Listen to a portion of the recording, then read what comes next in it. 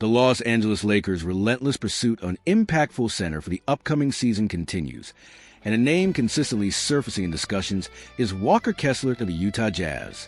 It's no secret that the Lakers have had this roster need for a few seasons now and are looking for a significant upgrade at the position. Walker Kessler, in just 3 NBA seasons, has already proven to be an elite defensive force.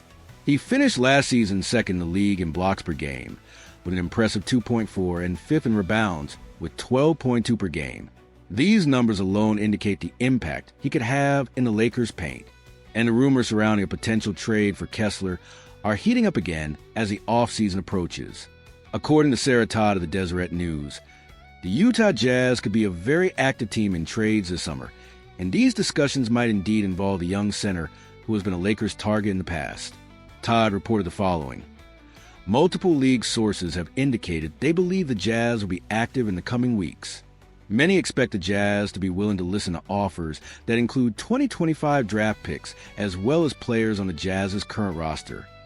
She further adds that while names like John Collins, Colin Sexton, and Jordan Clarkson are obvious trade candidates due to their contracts, league sources say they expect talks to include Walker Kessler, who is extension eligible, and Lauri Markkanen.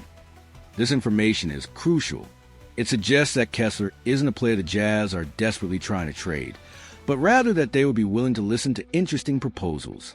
This, of course, means the Lakers would need to put together a truly compelling package to the Jazz to even seriously consider the trade. Kessler is undoubtedly one of the best young centers in the NBA, and his acquisition would make perfect sense to the Lakers, especially if the Jazz are open to negotiations.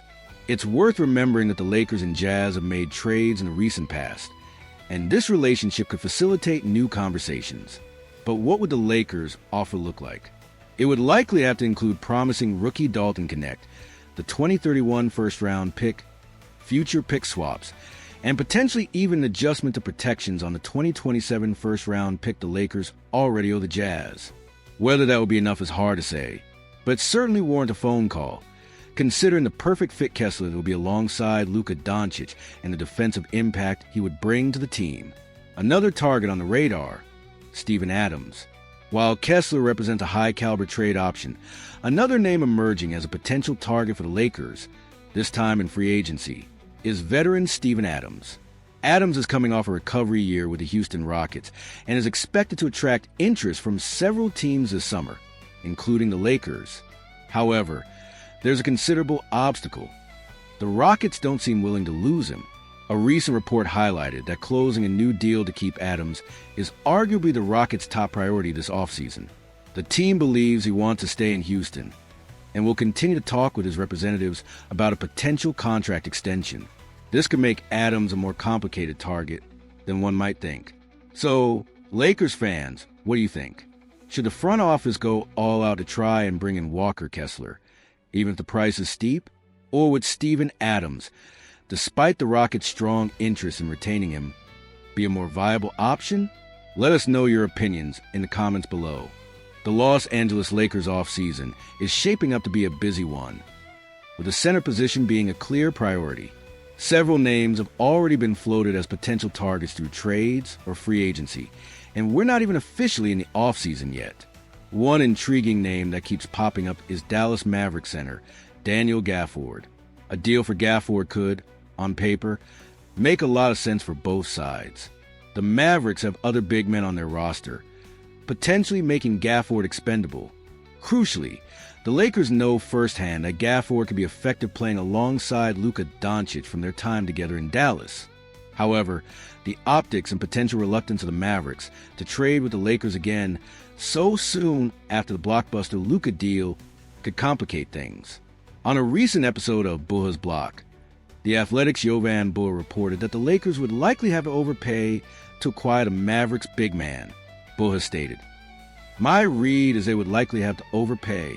It would likely have to be something like Gabe Vincent, Dalton Connect, and a first-round pick for Daniel Gafford, and that's a lot."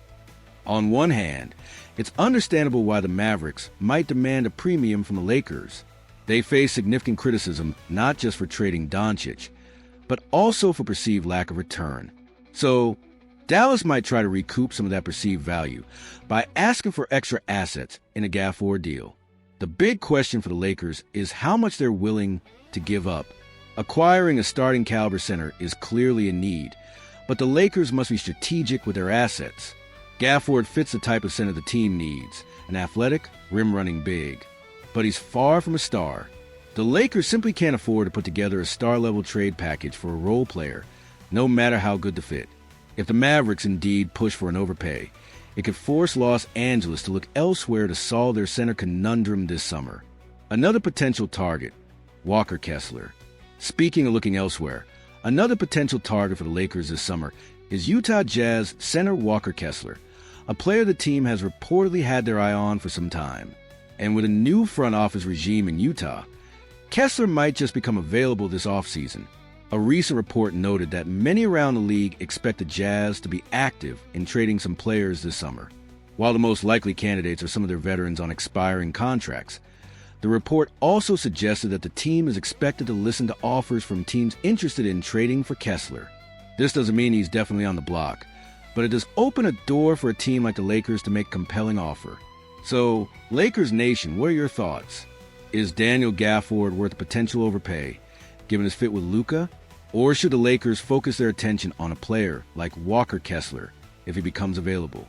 Let us know your opinions in the comments below.